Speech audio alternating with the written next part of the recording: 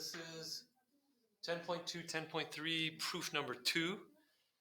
And this is trying to prove the idea that if you have a chord that is perpendicular to the radius, that the chord itself has been bisected. So you can see our letters at the top and compare those to what you see in front of you. We need to do a proof, so let's do a 2-column proof. Statements and reasons.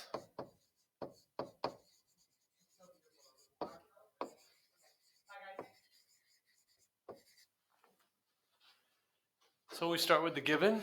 PQ is perpendicular to SR. That was given to us. So let me mark that. That is well, it's already marked for us. You can see the right angle there for us. So that's kind of been marked already. It's given. So what do we need? It doesn't look like you can go anywhere, but the thing you should know about circles and that you can always use to your advantage is that the radii are always the same. So that's the definition of a circle. So you can draw those in wherever you want and use those to your advantage.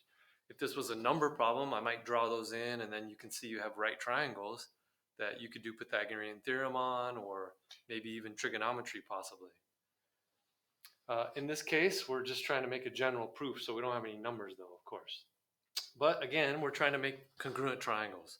So I see 2 triangles now, since I drew those in, and I'm trying to make those congruent. So of course we have reflexive. QP is always the same as itself.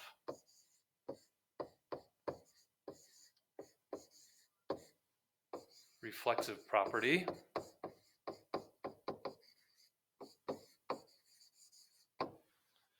And I just drew in the radii of a circle. Well, that's nice.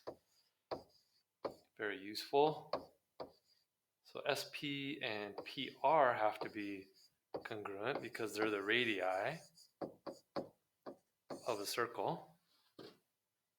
And is that enough? Well, I already have my right angles, so I know those are right triangles. You could write that down, but I'm going to leave it out. But most of the time before you go to the next step, you'd say, I have right triangles.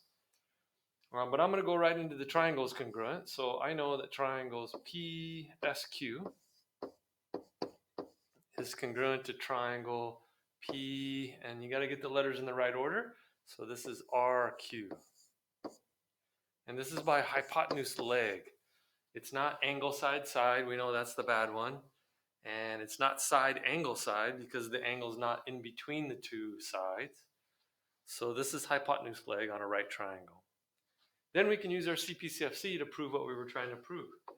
Let me get a different color just to make it clear, but we were trying to show that these are the same. And I can do that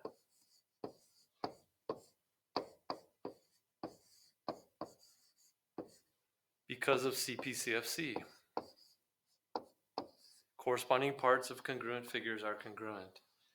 So this CPCFC, hopefully you're starting to see that becomes very useful in many different areas whenever you have congruent triangles especially.